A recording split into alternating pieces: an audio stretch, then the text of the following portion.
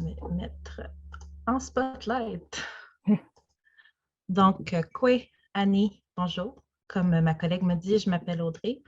On aimerait commencer ce webinaire par remercier tous les panélistes qui ont accepté de partager avec nous et avec vous aujourd'hui le travail qu'ils font auprès des jeunes autochtones de ce territoire. Nous aimerions également remercier toutes les personnes qui sont ici en tant que spectateurs et qui partagent notre intérêt à alimenter les discussions portant sur les pratiques prometteuses favorisant la transformation institutionnelle de l'éducation et donc facilitant la réussite et la persévérance des étudiants autochtones tout au long de leur cheminement scolaire. Pour faire une petite parenthèse sur l'ERSA Québec, le nom du réseau est Tahatikon Sondonje, ce qui signifie le visage de celles et ceux qui viendront après nous. Notre mission est d'être un réseau de recherche et de formation en mobilisation communautaire et de transfert des connaissances en santé autochtone du Québec. Nous souhaitons offrir un espace où les communautés autochtones, les aînés, les jeunes, les chercheurs et les utilisateurs de savoir peuvent s'unir dans le cadre de la promotion de la santé, de la recherche participative centrée sur la collectivité et de la formation. L'un de nos objectifs consiste à soutenir la transformation académique qui valorise les connaissances et les façons de savoir et d'être autochtones. Pour informer notre mandat, nous avons donc effectué une analyse du milieu portant sur les efforts de réconciliation et d'autochtonisation des universités en 2021 et 2022. Plusieurs participants ont mentionné qu'ils aimeraient apprendre, initier, contribuer ou mettre en œuvre des initiatives et pratiques au sein de leur environnement institutionnel.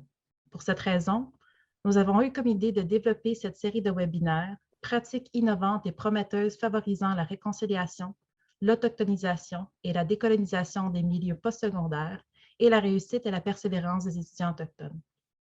La série de webinaires de l'ERSA Québec abordera donc ces sujets. Dans le cadre de cette série, les présentateurs mettront en lumière un large éventail de projets, de pratiques et de politiques mises en place dans leur organisation qui répondent aux besoins des premiers peuples et aux appels de la Commission de vérité et réconciliation du Canada en matière d'éducation. Nous espérons que cette série de webinaires réunira un ensemble d'acteurs de plusieurs horizons intéressés à apprendre et transformer leur environnement institutionnel. Bien que les projets de ce premier webinaire touchent les jeunes au niveau primaire et secondaire et les jeunes adultes en dehors des cadres éducatifs, nous croyons que de les soutenir dans leur développement individuel et collectif et dans leur épanouissement est une des façons prometteuses de promouvoir l'engagement, la persévérance et la réussite des jeunes autochtones tout au long de leur parcours scolaire et de leur chemin de vie. Nous reconnaissons aussi l'importance de la réussite scolaire des jeunes pour les communautés autochtones, comme plusieurs de nos partenaires nous l'ont exprimé depuis le début de l'ERSA. Parce que les voix de nos partenaires et des communautés autochtones sont au cœur de nos activités, il nous semblait plus que naturel que notre premier webinaire corresponde aux besoins exprimés. Donc, sans plus attendre, nous allons commencer ce webinaire. J'aimerais tout d'abord confirmer avec les premiers présentateurs si la directrice de l'école NISOM est arrivée. Non, je ne crois pas. Parfait. Alors, pour commencer ce webinaire, je vous invite à accueillir Mélanie Howard de l'Université Queen's. Elle est directrice du projet Indigenous Futures in Engineering. Et je vais mettre le spotlight on Mélanie. Merci beaucoup. Juste un instant que je trouve. There we go. Okay. So I'm hoping you can just see the presentation and not my PowerPoint software at this point. If you can thumbs up me, that would be good. Stego sawa guaigum, daweza ke yunjats. Waganyatu danu ganasadageni debogeno. Bonjour tout le monde, je m'appelle Mélanie, and my English name is Melanie Howard. I'm Turtle Clan of the Mohawk Nation at Gunasadaga, so I do come from Quebec. My French is a little bit out of practice though, so I will be presenting in English today. As I do work at Queen's University in Kingston, Ontario, as the director of a program called Indigenous Futures in Engineering. We were formerly known as Aboriginal Access to Engineering, but the name changed in January of this year. So we were almost a year of being Indigenous Futures in Engineering. And I really feel that this name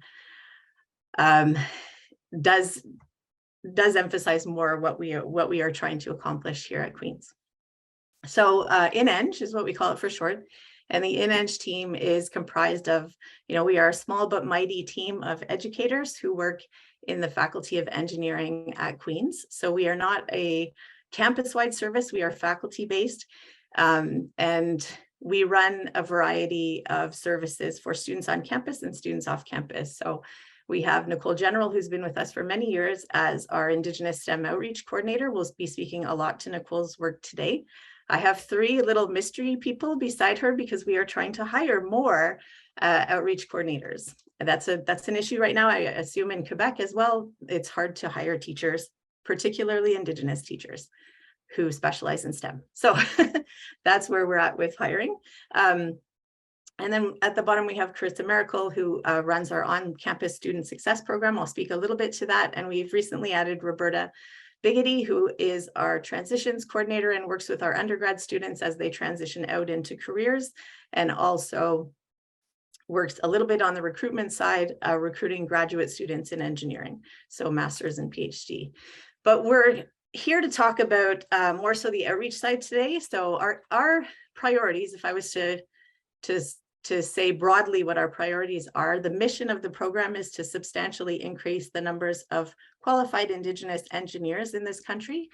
And so we do that with a focus on K to 20, I call it K to 20 STEM education. So K to 12 in Ontario and most of Canada. I know Quebec, it only goes to grade 11, but K to 12 is the post-secondary, or so elementary and secondary outreach, and in STEM subjects, so looking at math and science specifically. And then we also run student success services for the students we have on campus at Queen's.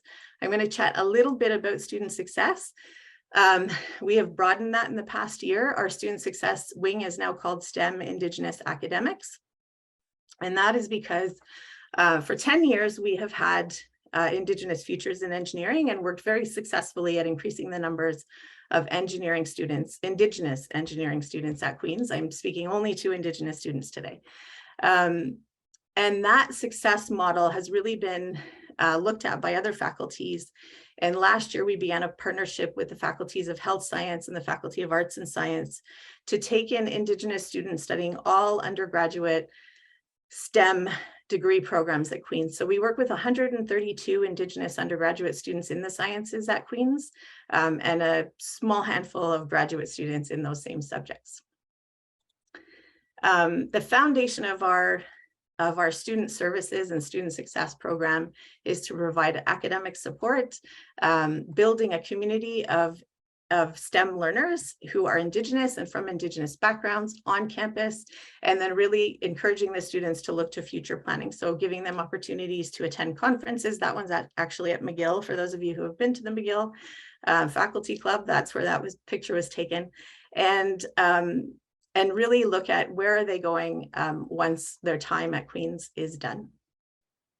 But we are here today to speak more to the outreach side of things. So what we do with Indigenous students and youth before they come to Queen's University.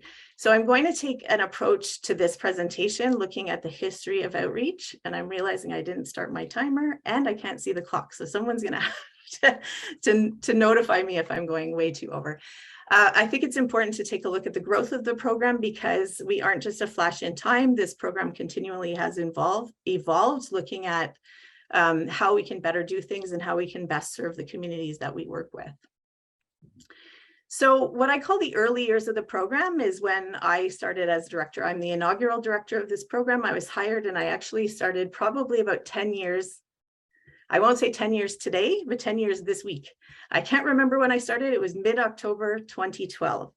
So 2013 to 2016 is really the early years of the program where I was a team of one. It was just me in charge of student services on campus and outreach and go. So we had enough funding for MenCirc's Promo Science program. We had $30,000 a year for 3 years to run outreach. And so that's not enough to hire anybody, but we did hire summer students, and we managed to travel the students in the summer. So the major questions at that point for outreach were, how do I do all of this as one person? And how do I start community relations between engineering at Queen's and the communities in a right manner, in a right way. So we took a broad approach to introducing engineering through a culturally relevant role model series and doing in-person programming at community events whenever we could. So when we had the students or myself available to staff that, we would go. This generated our publications, which still exist to this day. I took a screenshot from our website. So you see What Engineers Do is actually a publication that was gifted to our program at the outset by Concordia University. So it was originally written, I think, in like 2001. We kind of overhauled it, modernized it, and translated it into a number of Indigenous languages, as well as into French. And it is available for teachers across the country to order. So all of our publications are available freely to schools and to communities across the country. The translated versions are available online. So they're available as downloads. And we do have, we developed unit plans that go along with the resources so that teachers can actually order these in, hand them out to students, and use them in science classes. Now, that being said, these comic books feature they were current students at the time, but they've all graduated and they're successful Indigenous engineering students from Queens. So they are now engineers. Again, getting to the community events, we did powwows, we did career fairs, we did any sort of thing that could get us out into the community. And it wasn't about just having a booth with things for people to pick up, but I don't know if you can see in the picture, in the background, the kids are working. We always had stations for kids to try hands-on science activities to see, you know, what is it that an engineer does? An engineer designs and builds and iterates problems and solves things. And so it was very important for us to get a very hands-on approach with kids. We also did some one-off special events on campus, as well as host a week every year called Engineering Week for Aboriginal Youth, or ENGWAY. So that's the picture down below, and that's a typical camp-like thing where the students would come stay on campus for a week. I also took to presenting at teachers' conferences. So I'm one person. What kind of impact can I make? I'm going to work with teachers, and I'm going to do the sort of things, that get our resources out there and encourage teachers to think about using engineering design as a foundation for science in their classrooms. So evolution number one of outreach was when I was finally able to actually write the Promo Science grant myself a couple of years later. So the initial funding was not a grant written by myself. It had been written before I was hired. So evolution 2, we looked at something called return community engagement. At this point, I drew upon my background as a teacher. So prior to going to Queens, I had worked in my community. When I graduated from my degree at Queens, I moved home to Gunnesudaga, and I was an elementary school teacher for just under 10 years. So I knew what worked in schools and what needed help in schools. I was always the math and science EE teacher within our staff cohort. Whenever there was anything math or science, it was like, ooh, send Melanie. So I knew that what we had to do was something more meaningful than what we had been doing for the last 3 years. So hopefully we could find the funding to hire someone to get back into the communities, and thankfully to NSERC, we managed to do that. At this point, we also became a member of the Actua Network, which is an outreach organization that works through universities throughout the country. And so the funding from those two organizations allowed us to hire a full-time teacher who did our return community engagement project. And by return community engagement, I meant we're going to develop a relationship with the schools and the kids in the schools and come back. My experience as a teacher was that, we had Sciences en Folie would come in for a day, kids would all get really excited, and I'm going to be a scientist, and a week later they'd completely forgotten what had happened. So I wanted this to be consistent. I wanted this to be repeat, and I wanted this to be something that's just normal. Science enrichment is just normal. It comes into your school, and we're going to try and look at things like, how can we use science in the context of cultural problems? So we would set up these curriculum linked science workshops. So always curriculum linked, so that the teachers aren't feeling like we're taking their teaching time, but putting a cultural spin on it and a cultural focus whenever possible in our engineering design challenges, and really getting in to see the kids and building relationships. So we worked with 7 schools in First Nations in Ontario and Quebec. So we were in Kahnawake and Gunnesudaga at that time. And I continue to do my conference presentation. So here I am in New Brunswick, probably back in 2017 or so, and much shorter hair, I see. But, and so I continue to do that where we had staff going out to the schools. Iteration evolution number 2 was 2019, 2021. Again, with support from NSERC's Promo Science program, we started to think about, the big question was now, how can we continue to impact STEM engagement even when we're not there? So we were returning to the communities on a monthly basis. We would be in a school for a week at a time. But when we weren't there, what was going on? What was happening? Were they doing some of the things that we were trying to do? And we were at this point now really discussing with the teachers we were working with and the principals and the education leadership within the community to say, what do you want from us?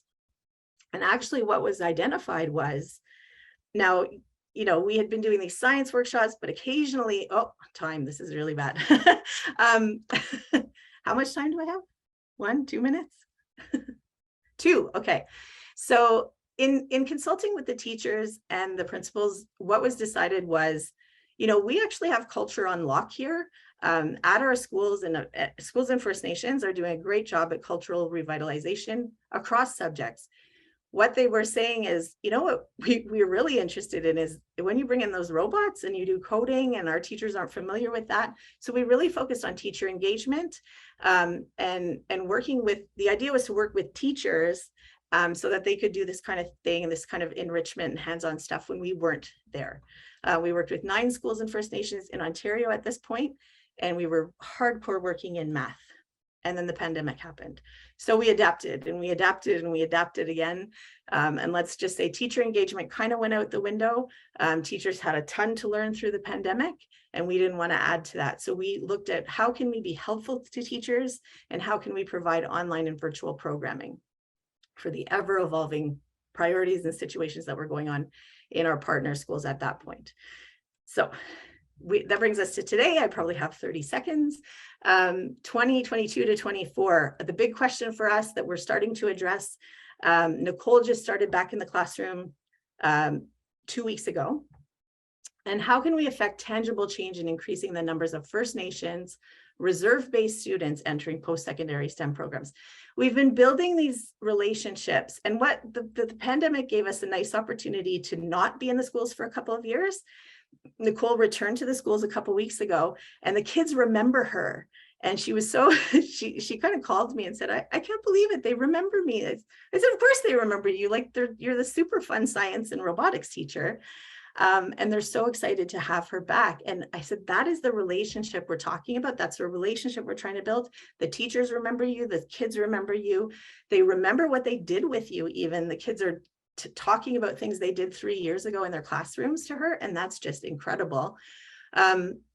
And now we want to look at what happens to these kids once they leave grade 8, once they leave their First Nation school.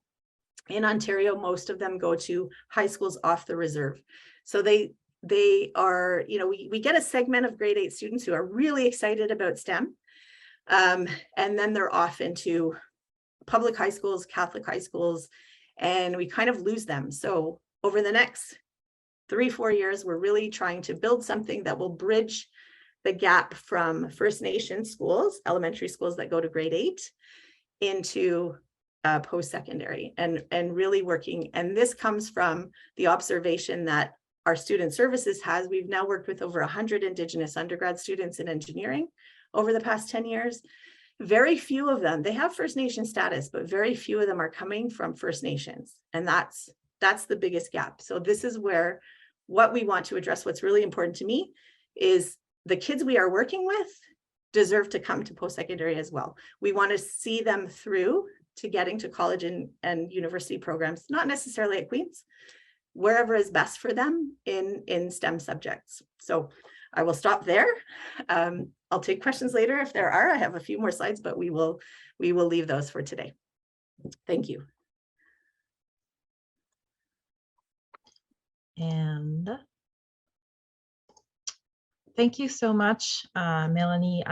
I've always been really excited about the program that you managed to put together and all the resources that are there.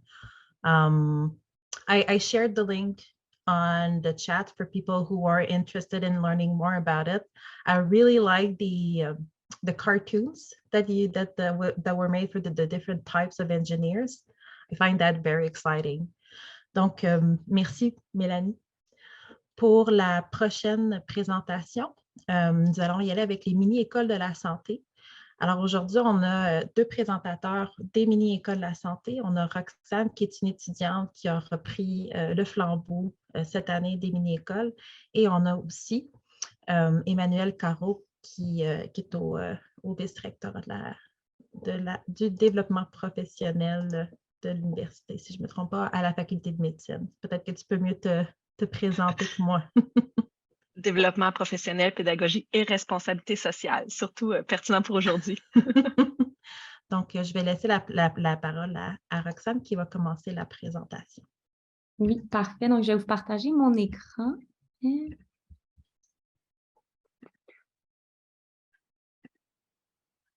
Oups, attendez.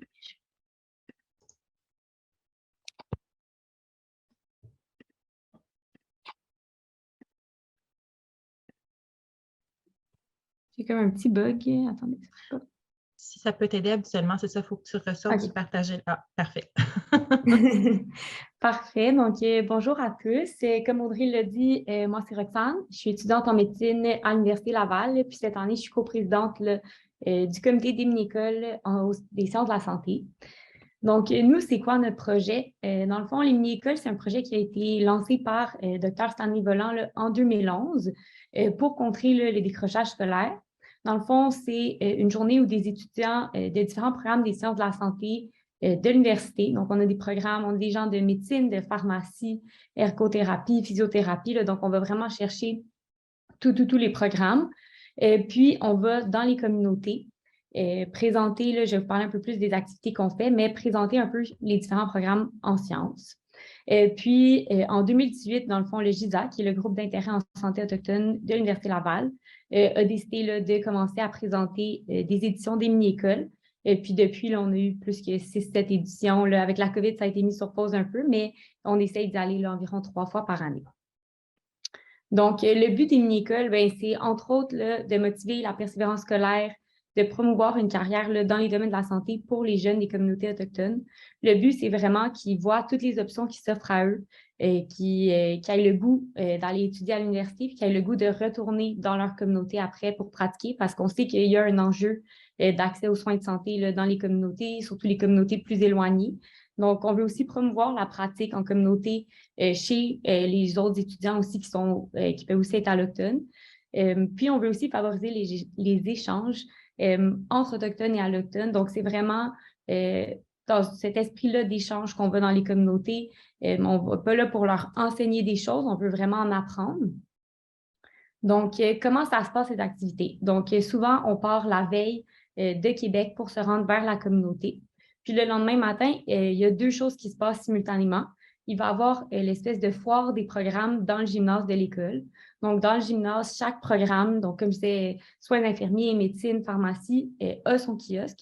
Puis le but, c'est de faire là, une activité ludique avec les enfants pour leur faire comprendre un peu, ça fait quoi un pharmacien, ça fait quoi un ergothérapeute, par exemple. Souvent, on a les chaises roulantes, puis on peut faire des courses de chaises roulantes avec les enfants. C'est vraiment adapté là, selon si on est au primaire ou au secondaire. C'est vraiment le but de leur faire découvrir les différents programmes. Puis, en même temps, là, dans les classes, il y a des ateliers qui sont donnés, qui sont adaptés, encore une fois, à l'âge des enfants. Souvent, c'est sur les habitudes de vie. Chez les plus vieux, on peut parler de la drogue, mais c'est vraiment un échange. On n'est pas là pour leur faire la morale, mais aussi un peu plus leur faire comprendre c'est quoi les impacts de consommer de la drogue ou qu'est-ce que je peux faire pour faire plus de sport, pour mieux manger. Mais c'est vraiment en échangeant avec les jeunes puis en les amenant à nous parler de leur expérience qu'on vient parler de ça. Par la suite, il y a aussi souvent une visite du centre de santé pour mieux faire comprendre aux étudiants un peu c'est quoi la réalité dans les communautés, c'est à quoi ils ont accès les professionnels, puis c'est quoi un peu les enjeux là, qui touchent les communautés. Puis finalement, là, pour terminer, on a souvent une soirée, un souper là, avec les gens de la communauté. Donc, on essaye d'avoir un repas traditionnel. À la dernière édition, au mois d'avril, on a fait des tentes de sudation. Donc, on essaye vraiment d'intégrer la culture, de rencontrer les gens, de discuter avec les gens des communautés pour vraiment avoir cet échange-là culturel, puis apprendre à connaître un peu plus les gens de la communauté, parce que souvent, c'est le premier contact que les gens ont en communauté. Il n'y a pas beaucoup de gens qui ont notamment grandi proches ou dans les communautés. Donc, ça fait le pont.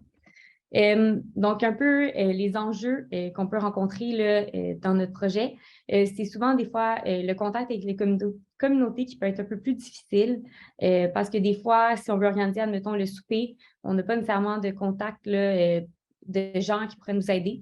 Des fois aussi, en région éloignée, c'est plus difficile d'organiser les rencontres avec les directeurs d'école. Donc, souvent, on a une petite barrière à ce niveau-là. Un autre enjeu, c'est de jongler avec les horaires. Les jeunes sont à l'école au primaire, secondaire, donc des fois, ça peut être un petit peu plus difficile de trouver là, le moment opportun. Et autant pour nous aussi, là, à l'université, de s'assurer d'avoir, des fois, on a une trentaine d'étudiants de différents programmes de médecine aussi. Donc, de jongler avec tous les horaires, c'est aussi quelque chose qui est parfois un peu plus difficile. Puis le dernier enjeu, évidemment, c'est la distance. Là, on est en train de discuter, on aimerait peut-être ça faire une édition à cette île. Mais là, c'est de voir, OK, comment on se rend, est-ce qu'on prend l'avion? Puis là, les coûts qui sont associés à tout ça. On est chanceux, on est vraiment supporté par la faculté, mais c'est sûr que c'est un obstacle de plus là, qu'on doit essayer de surmonter. Puis un peu plus au niveau là, des choses qui vont bien. On est chanceux de voir qu'il y a une augmentation du nombre d'inscriptions des étudiants des Premières Nations dans les programmes des sciences de la santé. Cette année, en plus, dans le comité, on a une étudiante, Anaïs Malek, qui a participé aux mini-écoles quand elle était au secondaire. Puis là, elle est étudiante en médecine. Donc, c'est le genre de choses qui nous font plaisir à voir. Puis le but, c'est que ces jeunes-là, ils retournent dans leur communauté pratiquée. Et puis, on a aussi beaucoup de bons commentaires des enseignants, des élèves. À chaque année, ils sont contents qu'on y aille. Ils veulent qu'on revienne, ils aiment ça. Donc, c'est toujours positif. Puis, un peu plus pour les retombées concrètes, là, on est allé à Pessamit l'année passée, le 28-29 avril. Puis, on réussit à toucher quand même beaucoup de jeunes. 350 élèves là, de l'école primaire qu'on a réussi à aller voir dans les classes, à rencontrer dans le gymnase. Puis, à l'université, c'est une quarantaine d'élèves là, qui ont participé. Là, donc, on réussit quand même à aller voir beaucoup de gens avec nos éditions là, à travers les années. Donc, merci. Je laisserai la parole à Emmanuel.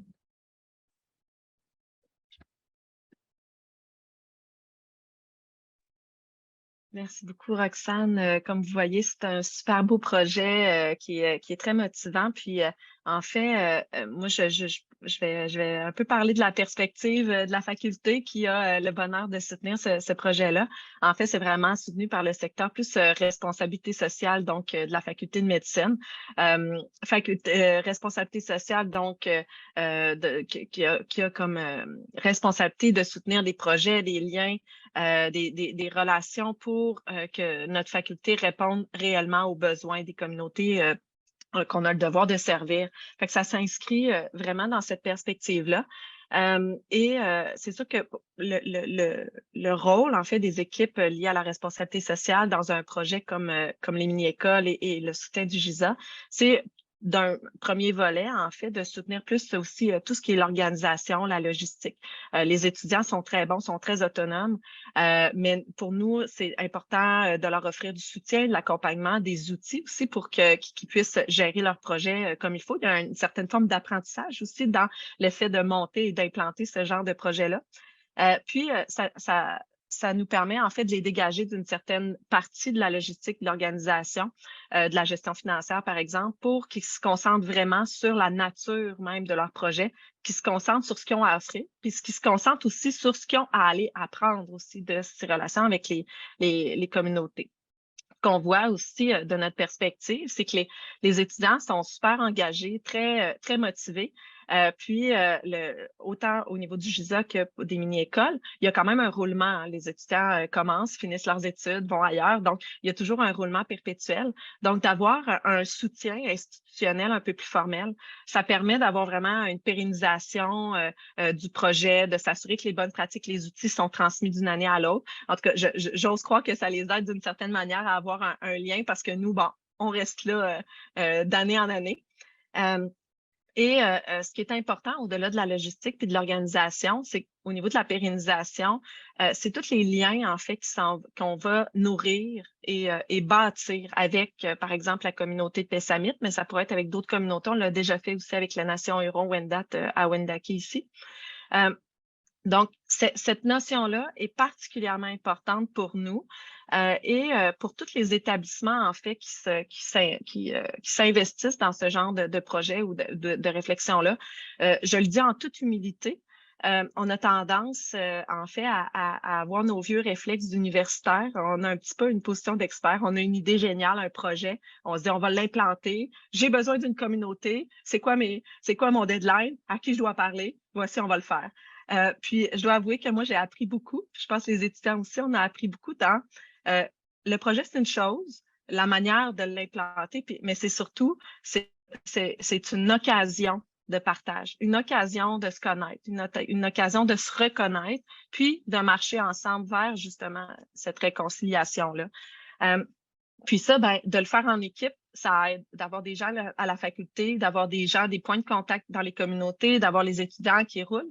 Ça aide à assurer une pérennisation, c'est-à-dire qu'on ne fait pas juste un projet, puis là, l'école est tout contente, ça fonctionne bien 1 an, 2 ans, et là, tout d'un coup, pour une problématique quelconque, on n'y retourne plus, le projet tombe dans les nues.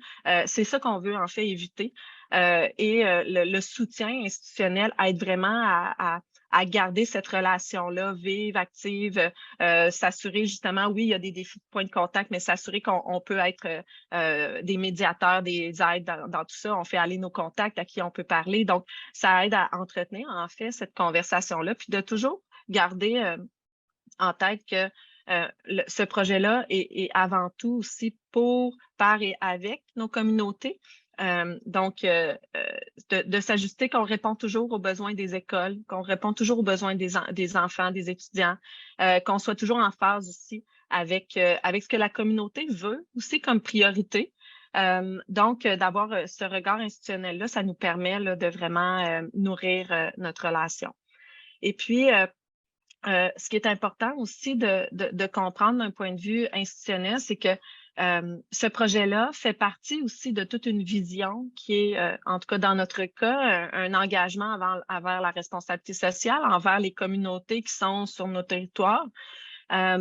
Et que d'avoir un soutien institutionnel, même si on laisse beaucoup la latitude, l'autonomie aux étudiants, on leur laisse essayer plein de projets, plein d'idées, ça, c'est vraiment leur projet. Mais pour nous, c'est qu'on s'assure qu'ils se rattachent dans une vision plus globale, un mouvement plus global qui vise justement de mieux se connaître, de mieux connaître nos communautés, de mieux aussi travailler ensemble vers la réconciliation, d'inspirer les jeunes à s'inscrire à des programmes, mais aussi de notre côté, sensibiliser, comme Roxane le disait, sensibiliser les futurs professionnels de la santé à la réalité des Premières Nations.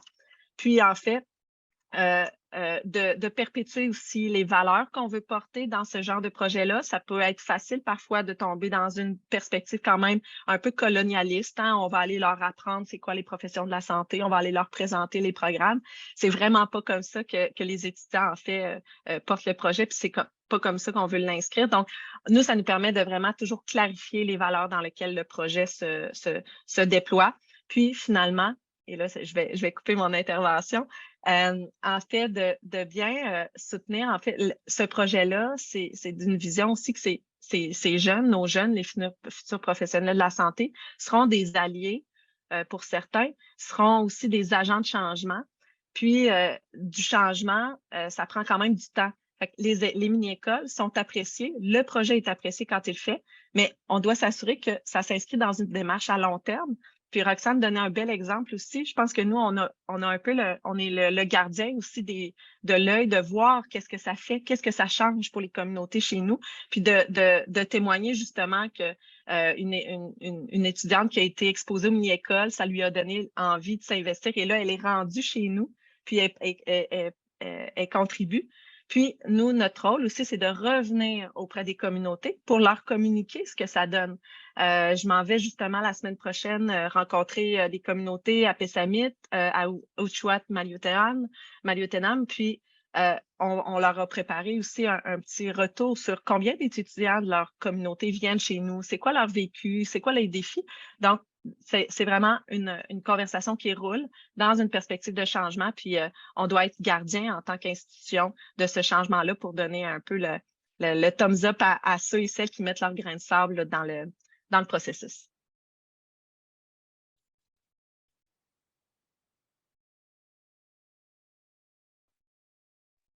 Audrey, je pense que ton Oui. micro n'est pas ouvert. Merci. Évidemment. Oui, passez. Merci beaucoup, Roxane et Emmanuel, pour cette présentation-là. Je trouve ça le fun que c'est un projet qui part des étudiants soutenus par le vice-décanat, mais aussi, c'est ça, là, il y a comme on dirait une roue là, qui est vraiment dans une perspective de collaboration, puis de co-construction, puis de retour. Donc, merci beaucoup pour cette présentation-là. J'ai aussi partagé la page Facebook des mini-écoles à santé de l'Université de Laval. La prochaine présentation, c'est la Fondation Nouveau Sentier. Donc, ils ont un laboratoire en innovation sociale. On a avec nous Mathieu Vallet, qui est un chargé de projet.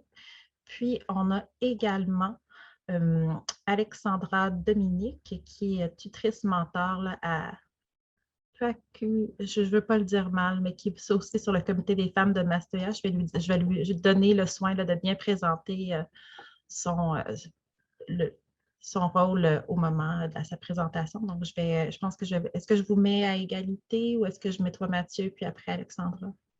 Ouais, je peux commencer, puis après Alexandra prendra le relais. Parfait, donc c'est à toi. Un petit mot au final. Alors, bonjour tout le monde, ça me fait plaisir d'être parmi vous aujourd'hui. Donc, c'est ça, moi, je travaille pour la Fondation Nouveau Sentier, je pilote le laboratoire d'innovation sociale en autochtonisation. Rapidement, la Fondation Nouveau Sentier, pour ceux qui ne connaissent pas, c'est une fondation qui œuvre au développement et l'épanouissement de la jeunesse des Premières Nations. On a plusieurs projets qu'on met en œuvre et que je vous invite à découvrir sur notre site Internet. Je partagerai le lien à la fin de notre présentation. Donc, le laboratoire d'innovation sociale en autochtonisation que je pilote, l'objectif, c'est de trouver des solutions innovantes pour faire face aux défis vécus par la jeunesse des Premières Nations. On s'intéresse à un premier défi qui est l'inclusion des jeunes dans les systèmes de gouvernance de leur milieu. Donc, autrement dit, c'est quelles solutions on peut trouver pour renforcer la place des jeunes dans des processus de prise de décision. Comment peut-on faire pour que leur voix soit mieux considérée, mieux entendue dans les décisions qui les concernent. Donc, à travers ce processus-là, on a une série d'actions, d'activités, de prototypage et d'expérimentation qui nous permettent de penser qu'on va aboutir à des propositions de pratiques plus inclusives ou d'outils qui vont aider les organisations qui veulent contribuer à une meilleure inclusion des jeunes dans les systèmes de gouvernance de leur milieu. Et puis, une des premières initiatives du lab, en fait, ça a été faite à Massoyache dans la dernière année. Donc, Alexandra est avec nous ce midi pour en parler. Grosso modo, l'idée, c'était d'inclure des jeunes du milieu dans la planification et l'aménagement d'un sentier au cœur d'un boisé dans la communauté. Il y a une initiative à l'origine à la Fondation Nouveau Sentier qui s'appelle le Camp du Grand Portage. Donc là, une équipe d'animation qui se rend en communauté pour aménager un sentier avec des jeunes. Puis on en profite pour faire des activités de développement, du leadership ou d'estime de soi. Là, l'innovation proposée, c'est de rajouter un volet planification participative jeunesse en amont du chantier, donc pour mettre les jeunes dans le coup dès le départ, là, dans les décisions qui concernent les travaux à venir. Donc, les partenaires du milieu ont été approchés pour voir leur intérêt à collaborer avec l'équipe du Grand Portage et le laboratoire là, pour intégrer un volet donc, de planification participative avec les jeunes.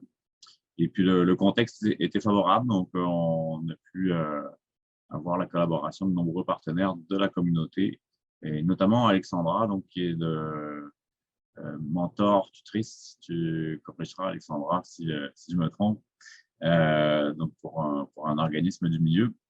Donc, je te laisserai prendre le relais, Alexandra, pour présenter un peu les retombées, les apprentissages du projet.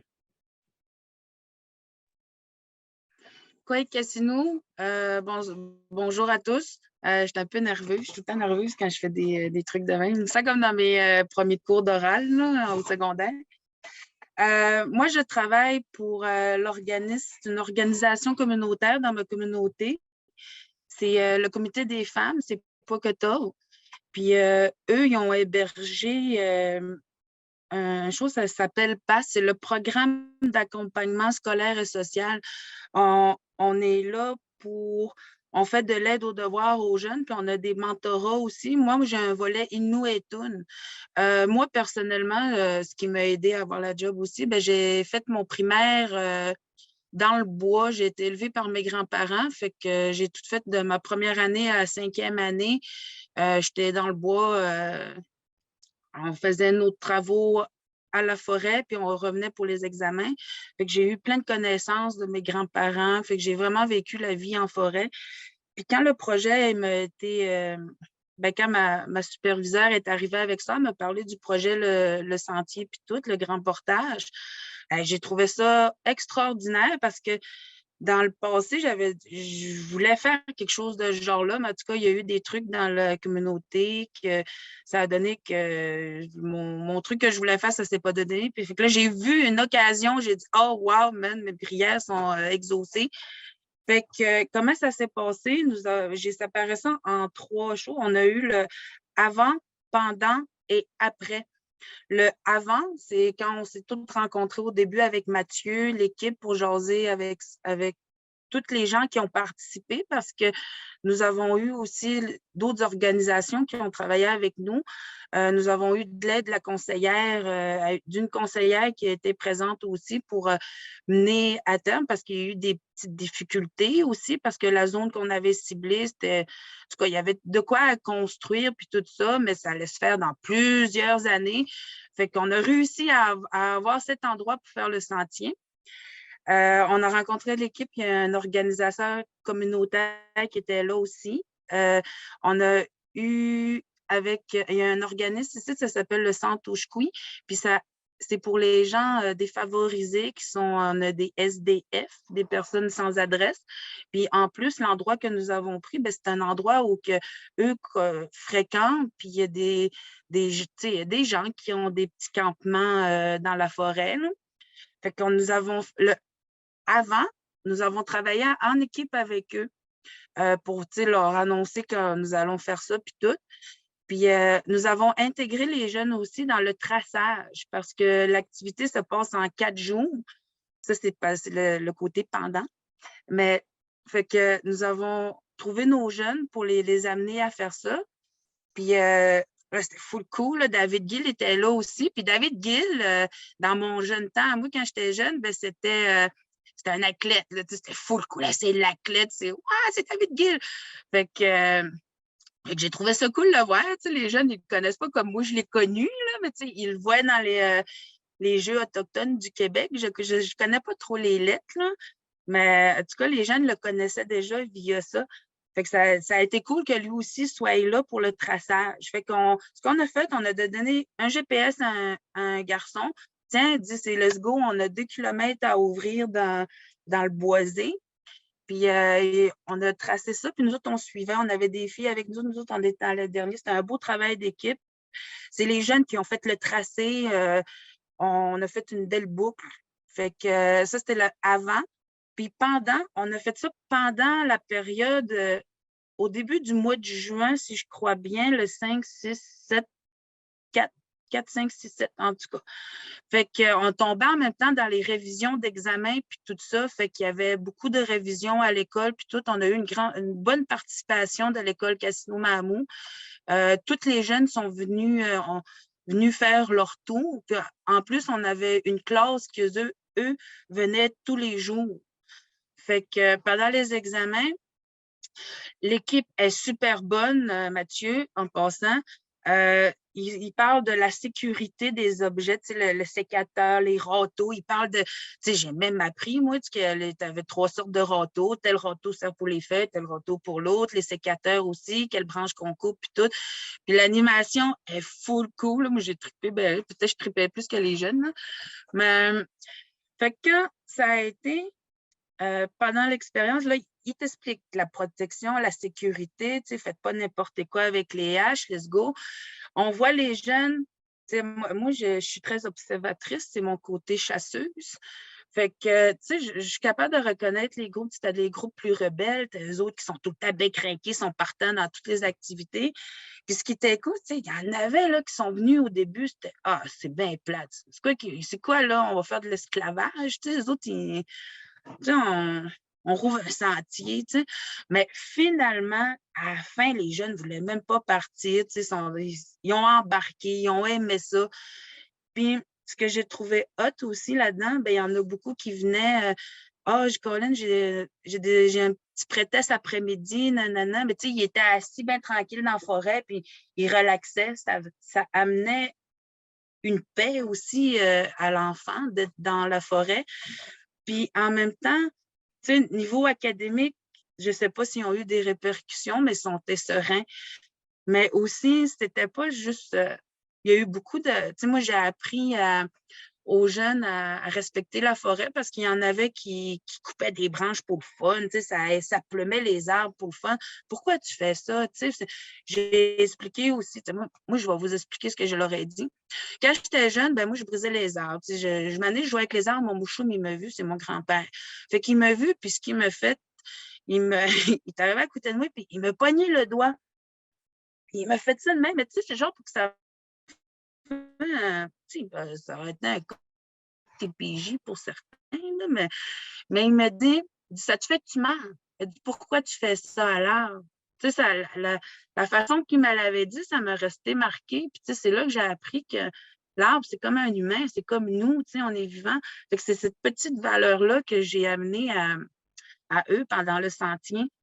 Puis, ça a été full cool. C'était un gros défi, ouvrir 2 kilomètres en 4 jours. C'était hot. Et le après, là, ça a été trouver le nom du sentier. Mais, on faisait ça pendant aussi, sortir les idées puis tout.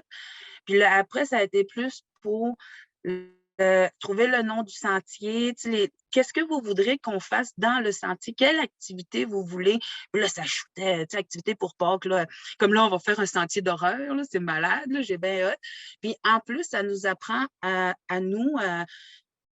Moi, je trouvais personnellement, dans ma communauté, on manquait de collaboration entre les secteurs.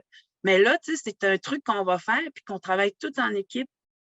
Puis là, je fais beaucoup d'activités aussi avec les jeunes. Moi, c'est mon terrain de jeu, vu que c'est Il nous et tout, j'apprends la culture. Fait que là, je m'en vais avec les jeunes du primaire, comme demain.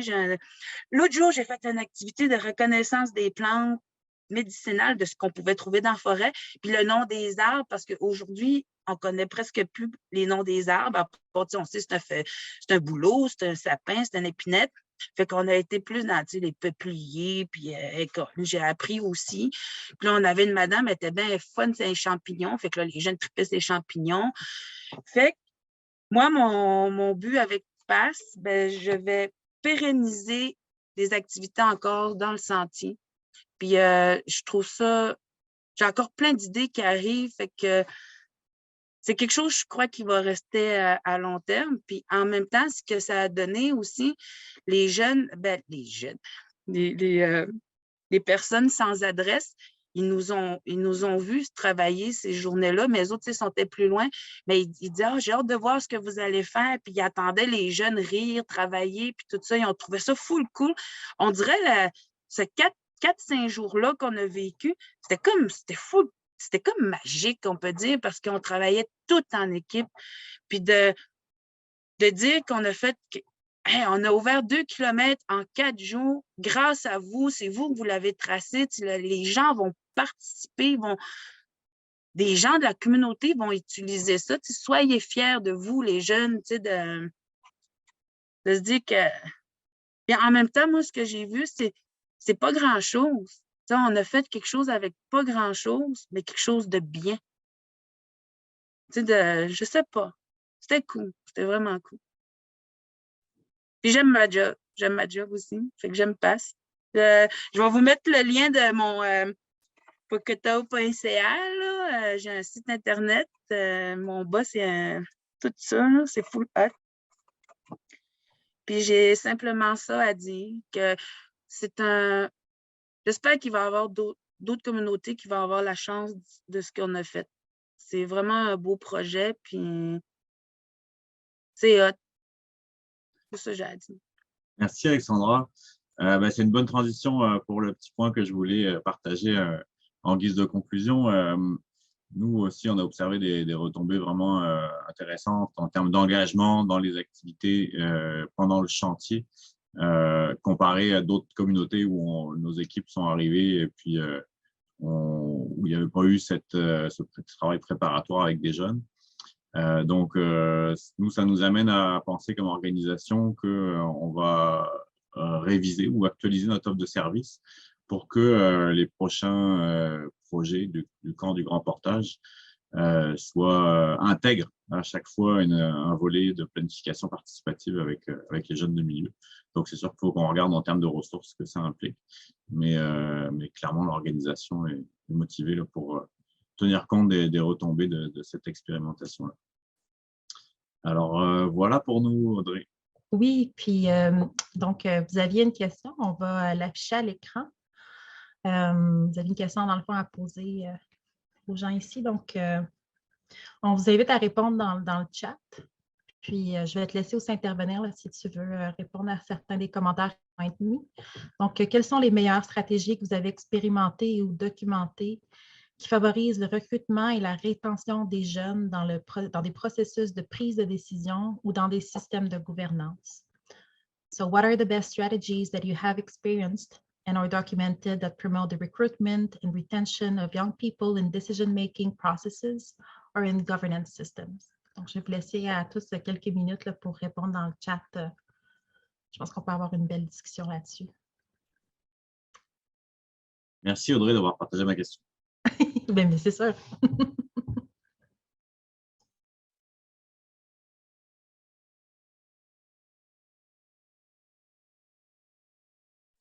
Si jamais il y a des gens qui sont plus à l'aise de s'exprimer à l'oral, on pourrait aussi prendre des réponses à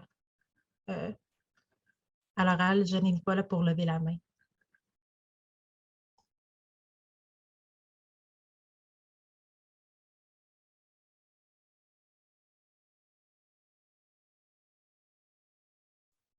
Bon, je suis d'accord, ce n'est pas une question facile. Mais vous pouvez aussi prendre le temps de penser à d'autres questions que vous avez. On peut revenir sur cette question. Oui, peut-être qu'on peut entrer dans Okay. les réponses, puis les réponses vont rentrer au fur et à mesure. Mais déjà, Emmanuel, merci de ta contribution.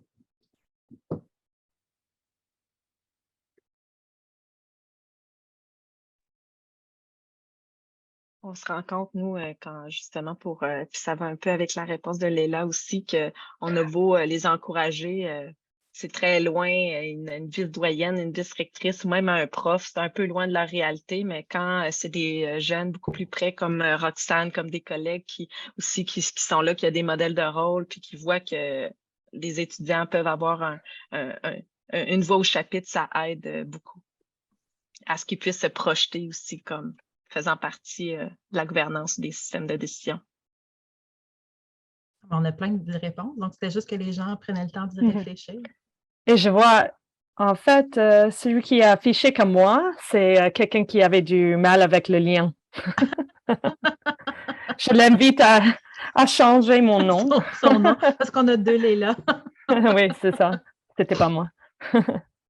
Dans tous les cas, je vais laisser les gens continuer à répondre. Si vous avez des questions, c'est le moment du Q&A. If you have questions, it's the time for Q&A. Vous pouvez poser des questions en français ou en anglais. Puis les invités vont répondre dans leur langue dans laquelle ils sont le plus familiers. Puis heureusement qu'on a justement un traducteur là, avec nous qui pourra faire la traduction. Mais je vous invite, donc vous pouvez les poser dans le chat. Si vous préférez les poser à l'oral, levez votre main. On va. Oui. Feel free to put your questions in the chat or ask them, orally. Either language is fine.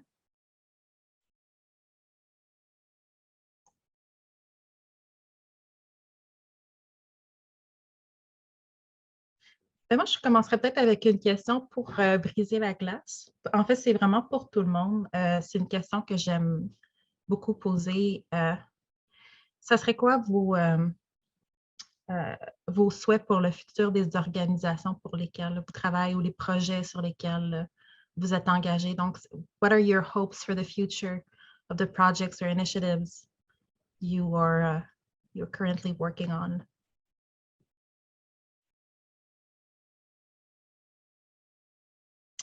It's for all the panelists. Moi, je peux me lancer du côté de notre lab en innovation sociale, en autochtonisation. C'est sûr que ça nous prend des moyens pour expérimenter des nouvelles pratiques, des nouvelles approches. Donc,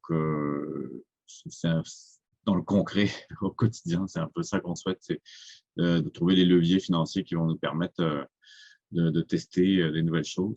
Puis pour l'instant, ça va, on a quand même des partenaires qui nous soutiennent. Mais là, en tout cas, ce qu'on souhaite, c'est que les différentes initiatives innovantes là qu'on a identifiées puissent être prototypées et expérimentées dans une échelle un peu plus large là, que juste les quelques projets qu'on a menés jusqu'à présent. Donc voilà, c'est un peu plate mon commentaire, mais c'est un peu la réalité de notre organisation en ce moment. Mais sinon, peut-être plus fondamentalement, nous, on souhaite vraiment amener une contribution. En fait, on sait contribuer à diminuer les écarts de représentativité entre la place qu'occupent les jeunes des jeunes de la nation. Donc, de 0 à 35 ans, on parle d'à peu près 60% de la population. Et puis, quand on regarde, par exemple, les conseils d'administration ou les conseils de bande, si on a 10% de jeunes de moins de 35 ans, c'est déjà très généreux, je pense, comme estimation. Donc, pour nous, il y a des, on ne veut pas non plus dire qu'il faut une vraie égalité, mais en disant qu'on espère contribuer à réduire un peu cet écart-là, de faire en sorte que les voix des jeunes de la nation soient mieux considérées, mieux entendues. Et puis, ils nous le disent qu'ils le veulent. Donc, je pense qu'il y a un travail de mobilisation derrière qui doit se faire avec plein d'organisations. Puis on en a du monde au laboratoire. On a une vingtaine d'organisations qui n'ont pas la jeunesse nécessairement au cœur de leur mission, qui n'ont pas des questions de gouvernance au cœur de leur mission, mais qui sont là pareil parce que dans leur service, ils desservent les jeunes des Premières Nations. Donc, on voit quand même qu'il y a un élan qui s'installe. C'est encourageant. Merci. Est-ce qu'il y a un autre panéliste qui aimerait répondre à la question? Alexandra? Oui, moi, ce que je souhaite pour dans ma communauté, dans l'organisme que je travaille, je souhaite que les gens participent plus puis qu'il n'y ait pas de gêne à venir vers les aides qui sont offertes parce que plusieurs ont des problèmes de consommation ou on vient de milieux moins aisés que d'autres. Fait que les gens se coupent puis ils ont comme une petite peur à venir participer. Des fois, c'est plus vers les adultes. Mais les jeunes, sont plus faciles à aller chercher aussi.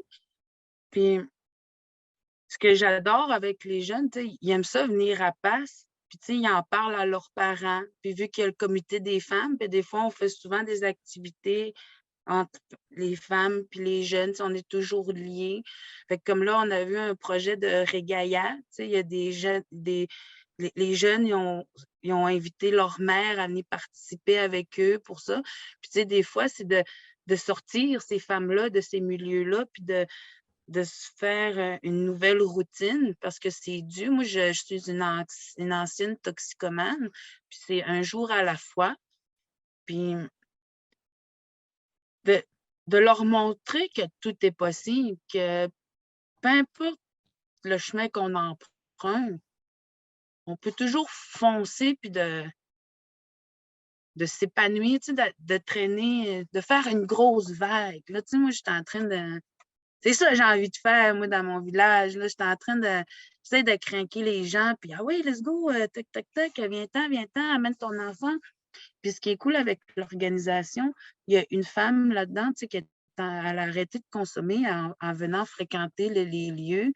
Puis tu vois la différence avec ses enfants aussi. Il y en a plusieurs, il y en a une que je vois souvent. Puis ma maman, elle a arrêté de consommer, puis tout ça. Puis tu vois la fierté qu'elle a aussi. Puis j'ai dit, tu dis-tu à ta mère? Non. Tu sais, c'est des trucs, tu sais, par chez nous, on n'était pas du genre à dire je t'aime. Tu sais, j'essaie d'apprendre ça aux jeunes de dites vos émotions, parlez, vous avez une idée, dites-le, il y a quelque chose qui vous dérange, dites-le. Puis moi, je suis du genre à aller souvent au conseil de bande, j'aime bien ça aller parler là. Fait que, tu sais, en plus, dans le milieu où que je suis présentement, tu sais, de se dire, hey, j'ai fait plein d'affaires, là. J'ai fait du mannequinat l'autre jour. Il y a des jeunes qui m'ont vu là. Hey, t'as fait du mannequinat? Ben oui, mannequinat taille plus. Tu sais, je me dis, de ne pas gêner, de foncer dans la vie. Puis, tu sais, j'essaie de. Moi, plus de participation des adultes. Ça serait cool. C'est ça que je souhaite pour l'organisme communautaire qu'on est. C'est que ça a dit. Merci, merci beaucoup, Alexandra. Emmanuel? Pour mon organisation, quand j'y pense, puis pour le domaine de la santé, on a été ébranlés beaucoup quand même dans les dernières années avec ce qui s'est passé. Puis à tous les jours, on a écho parfois aussi d'expériences beaucoup plus négatives. Puis on sent parfois un certain fossé justement entre le système de la santé, les professionnels qui œuvrent, puis les communautés, puis les Autochtones, comme si c'était deux groupes complètement différents. Puis il y a beaucoup de souffrance, je dirais, d'une part et d'autre.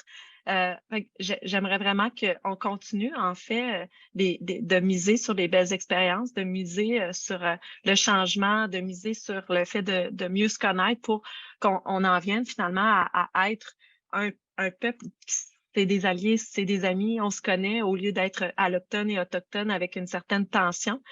Moi, j'espère que je vais voir ça quand même le temps que je serai à la faculté, puis qu'on continue, en fait, que le système de la santé soit aussi un moteur de positivisme, puis de changement positif, puis qu'on arrête nécessairement d'entendre finalement plus le côté négatif aussi, parce que quand on est dans le domaine de la santé, bon, c'est sûr qu'il y a des enjeux très importants du côté de la santé des communautés. On a des enjeux qui touchent la santé et le bien-être, mais il y a tout un pan qui est tellement une belle fierté. Puis je pense qu'Alexandra, t'en es une qui l'incarne tout à fait. Donc, toute cette fierté-là, puis tout ce qui se passe de beau dans les communautés, puis tout le chemin qu'on fait, j'aimerais que tous et toutes puissent en être conscients et témoins. Merci, Emmanuel. Puis, Roxane aussi, tu as un... Oui, ben, je voulais juste faire, tu sais, dans le concret, là, on parle de positif puis de miser sur le positif. Puis nous, c'est peut-être à plus moyen long terme, là, on risque de faire ça dans les prochaines années, mais nous, on aimerait ça, amener les jeunes des communautés à la faculté, leur montrer, on a le centre Apprentice à l'université qui sont comme des endroits où on peut vraiment pratiquer nos métiers. Fait qu'il y a des petites pharmacies pour les étudiants en pharmacie, il y a des salles d'accouchement, qu'on aimerait ça, amener les jeunes, leur montrer concrètement c'est quoi que ça fait, parce que là, on va là-bas, on les fait rêver un peu, on leur montre un peu, mais là, de les amener puis de leur montrer concrètement puis de les faire rêver encore plus de qu'est-ce que ça pourrait être, je pense que ça serait vraiment extraordinaire. Merci, Roxane. Puis Guillaume, pareil. Bonjour. Oui, bonjour. Vous m'entendez, oui? Oui. Oui, excusez, je suis avec un nouveau setup en ce moment. Moi, en fait, c'est peut-être juste un message de ne pas lâcher. Le programme qui est à Queen, qui était à Concordia avant, sous la direction de Corinne Jeté, ça s'appelait Engineering Exploration, puis j'y ai participé dans les années 90. Faut vraiment... puis Corinne, malheureusement, est décédée maintenant, mais les gens qui participaient à ça, il y en a beaucoup qui sont décédés, mais là, on voit les résultats. Puis je vais vous donner un exemple. Tu as coupé ton micro, Guillaume. Ça a coupé, oui. En fait, je vais le mettre dans le chat, mais okay. Il y a 2 ans de ça à Polytechnique, on a l'Ordre de la Rose Blanche, qu'on appelle, qui est une bourse qui est octroyée à une femme impressionnante en génie, qui a été octroyée à Brielle, qui vient de Queen's University et qui participait au programme. Et ça, c'est des résultats directs de tous les efforts qui ont été faits dans les 30 dernières années. Donc, il faut vraiment juste pas arrêter. Il faut juste garder en tête que ce n'est pas toujours les gens qui mettent en place les choses qui vont voir les résultats. mais les résultats vont être là dans peut-être 30 ans, dans peut-être, mais c'est pas parce qu'on ne voit pas les résultats immédiats que ça sert à rien. C'est tout ce que je dirais. Voilà. Merci beaucoup, Guillaume. Mélanie? Ouais.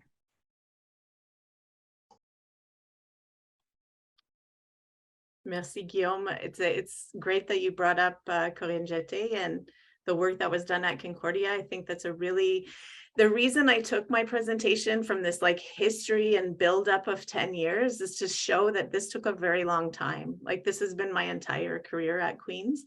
So my hopes, my next steps for our project is actually to start bridging that gap between, we have great relationships with the elementary schools. So that goes to secondaires 2, like secondary 2. But when the students leave their First Nations to go to high schools, we're losing them. We don't know where they end up. The funding that sponsors our program is through PromoScience, which is explicitly not a research fund. So we don't follow students. The hope is though to use our experiences in the outreach that we've done in the First Nations and also with our students on campus, the building of the community on campus. You've probably heard that through Brielle when she won Order of the White Rose. The on-campus community has been so important to a lot of our students to just find other Indigenous people who are studying engineering. And now we've expanded that to all of the sciences because often students come to post-secondary institutions feeling very alone. They feel like they're the only Indigenous student studying any, whatever they're studying in the sciences. So to me, it was very important to network those students on campus. And now I want to take that model and move it to the high school. What positive came out of the pandemic is that had I proposed something ahead of the pandemic that, oh, we're going to get your kids from various First Nations to meet with other kids from other First Nations on the internet, on a chat, like parents would have been like, no way, my kid is not signing up for that. But now, like we understand this technology, everyone understands technology so much more that we can create a virtual community of high school students that carries through the year and bring them to campus. The plan for our high school STEM Academy is to bring those students to campus. And it's the same students. It's a cohort of students that we want to essentially support through their high school years at whatever high school they're at, but for them to know that there's other Indigenous students out there who are interested in things like physics, who are interested in things like chemistry, who are interested in things like biology, and that you're not the only one, because that being the only one who likes science, that spills into high school too. So we see those kids in grade 8 with so much promise, and we know we're about to send them off into high school where that might not be supported. They might be the one, or like there's one or maybe one other kid from your community who's into this sort of thing. But if you can network those kids across communities in a continuing like community that we build, where we bring the undergrad students in and the grad students in as mentors to that community, that's the real hope for me, so that we really have sort of the work we do with First Nation schools. There's something for high school students to then engage in and then continue on into university. If that's at Queen's, great. If it's not at Queen's, also great. We just want to see, First Nations youth living up to the potential and in something they're excited about. So, but it took us 10 years to get here, right? Yeah. Like there is, so it's been slow and deliberate, and I appreciate you took it way back to Concordia in the 90s because engineering it's a long run. Engineering is a very steep, like there's no separate entrance requirements for Indigenous students at Queen's. Engineering is the hardest undergrad program to get into, I think. At our university, in terms of prerequisite courses, without having those courses in high school, you cannot come into engineering. So we really have to get to the kids before we've gotten to them before high school, and really talking with grade 7 and 8 about how important it is to take the academic stream, what's called academic stream here in Ontario, because without academic stream, you can't go to university. So you have to always have your eyes in the sciences a few years ahead, so that you may take those foundational courses so that you can eventually get to where you're hoping to go. And that's really going to be the effort behind the high school STEM Academy. So that's where we're hoping to go. But I really appreciate that you brought that back, because sometimes it seems like, yeah, you're not going to end up with 132 Indigenous science students in a year at an institution. It's a slow build. Yeah. And if I may, you said something really important. If they go to Queen's, well, that's good, but the main objective is to have more Indigenous people in the university. That's the main objective, wherever they are. The objective is that. So I think it's important. And then after that, that kind of program can spill over in the other domains. So, but you're doing a really great job. Thank you. And yeah, Queens is not the be all end all. There's certain programs we don't have. We don't have pharmacy. We don't have dentistry. There are things you can't do at Queens. So obviously it's not for everybody, but and the hope is even through, and I'm going to do a pitch here for ASIS. So ASIS is the American Indian Science and Engineering Society. I'm quite involved with ASIS out of the US, but we now have ASIS in Canada. There's not much on the French side though, so apologies there. But ASIS is really critical for Indigenous undergrad students in the sciences, in that it networks, again, students across universities. So, not every university can afford to have a program like ours. And it took a long time to build what we have, and it's expensive, but if the 1 or 2 students who are in a program at Laval can get connected through ASIS to other Indigenous engineering students, other Indigenous medical students, other Indigenous pre-med students, through ASIS, that is, I think that's so important, to find other people with your background. Again, it's a little pan-Indigenous. We're not all from the same background. I'm Mohawk. It's very different from other communities, but finding other Indigenous science and engineering students can be had outside of your university if there's only a handful at your university. So use those networks.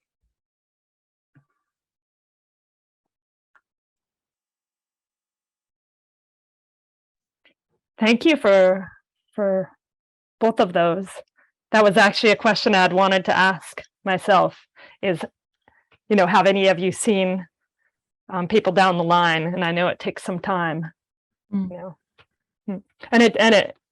even could be cégep or university, or not even continuing into university, could be just going on into something else. Kind of a question for everybody.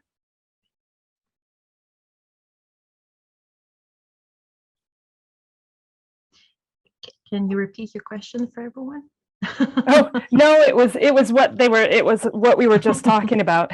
Okay. It was just, have you seen some examples of whether it's successes that were either directly or indirectly due to these programs, and those could be examples of people going on into cégep or collège, or university, or not, or going on to a job, or just like Alexandra talked about, changing things in their lives. I see Julie Vaudran. Oui. Bonjour. Sure. Quick. Je me demandais si, par exemple, les projets comme l'Expo-Sciences Premières Nations pourraient être des points d'entrée, je pense qu'ils le sont déjà, mais pour poursuivre dans ces eaux-là, de mailler les différents projets, puis de faciliter les transitions. En tout cas, je sais pas ce qui est sur le radar aussi. Il y a déjà un genre de cartographie qui existe des intersections entre ces projets-là.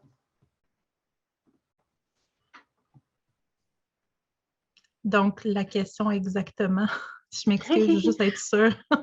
Est-ce que il y a déjà, comme on a déjà répertorié, disons, toutes les liens entre ces projets-là qui ont trait avec les sciences?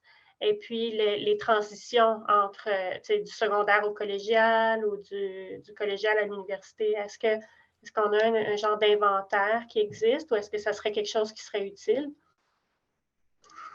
Donc. Je ne sais pas si quelqu'un dans les panélistes peut répondre.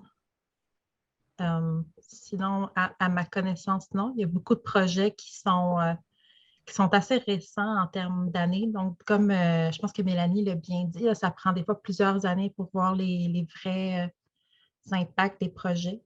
Mais je vais laisser Emmanuel. Non, en fait, Audrey, tout à fait.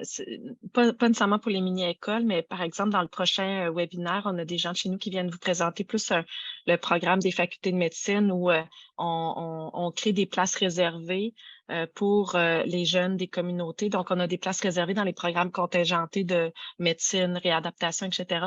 Puis, on suit vraiment l'évolution. Puis, ce programme-là a été créé il y a 12 ans. En fait. Et on est encore, c'est maintenant finalement qu'on voit que les médecins en exercice qui proviennent de ces programmes-là, qu'on est capable de suivre combien, puis à chaque année, il y a de plus en plus d'étudiants, on augmente les contingents, on crée des nouveaux contingents dans des nouveaux programmes. Fait que, tu sais, au début, le programme était tout petit, je pense que c'était 2 ou 3 places en médecine, et là, on est rendu à 8 places en médecine, 4 places en réadaptation, en ergothérapie, en physio. Puis, on voit que ces jeunes-là, ils vont travailler, ils réussissent bien, premièrement, même si c'était des places réservées, ils réussissent très bien leur contenu. Puis, plusieurs d'entre eux retournent travailler dans les communautés. Puis, les communautés nous disent justement qu'ils voient une différence là, dans la sensibilisation. Donc, tout à fait. Puis, on est dans un horizon d'une dizaine d'années.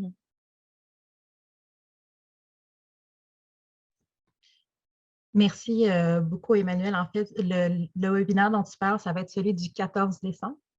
Donc, on va faire un petit wrap-up maintenant. Oui. Et j'allais ajouter là-dessus aussi que avec... Non? Non, je réponds à la question de Julie. Non. À ma connaissance, j'ai fait... Ah oui! J'ai répertorié l'ensemble des pratiques dans les cégeps et dans les universités. Et à ma connaissance, il n'y a pas de place réservée dans les cégeps. Et j'allais ajouter là-dessus aussi, comme Audrey disait, comme elle avait dit au départ, avec l'ERSA, on avait fait un scan du milieu, mais par la suite, on avait fait ces webinaires, mais on aura notre site web de l'ERSA qui va être lancé bientôt. Et là-dessus, on aura les webinaires, mais on aura aussi une bibliographie bien annotée que Audrey avait préparée sur... qui va avoir beaucoup d'informations sur tout ce qui a été écrit sur les efforts de réconciliation, autochtonisation, décolonisation. Et il y a aussi, bien sûr, avec cette bibliographie, il y a des parties qui vont parler de ces domaines-là. Ouais. Oui. Donc, on vous inviterait, si c'est possible, on va mettre un sondage. Comme c'est notre premier webinaire, c'est la première série qu'on met en place. On aimerait savoir un peu votre feedback pour être capable de bien aligner nos prochains événements. Le prochain événement aura lieu le 23 novembre. Ça va porter sur tous les services dédiés pour les étudiants autochtones dans les cégeps et les universités, donc agents de liaison, soutien éducatif, des agents, c'est ça, j'ai déjà dit agents de liaison, mais vraiment comme les services qui viennent supporter les étudiants autochtones qui sont en place dans les cégeps et dans les universités. Et le 14 décembre, comme Emmanuel le soulignait, ça va être davantage au niveau des politiques d'admission, des places réservées, des programmes tremplins dans les institutions postsecondaires qui sont vraiment là, dédiés aussi là, pour les étudiants autochtones. Donc, Léla va mettre à l'instant oui. le lien là. Oui, oui, pour le sondage. J'ai marqué puis, ça serait gentil si vous pourriez le compléter. Si jamais il y a d'autres choses, je vais laisser mon adresse courriel. Moi aussi, oui, on peut mettre les deux. Oui. Vas-y. Donc, je vous remercie de votre présence aujourd'hui. Je remercie les panélistes de s'être joints à nous, d'avoir partagé avec passion les projets sur lesquels ils travaillent, leur expérience, les enjeux aussi. Puis, je vous souhaite une très belle journée à tous. Merci beaucoup et bonne journée à tous.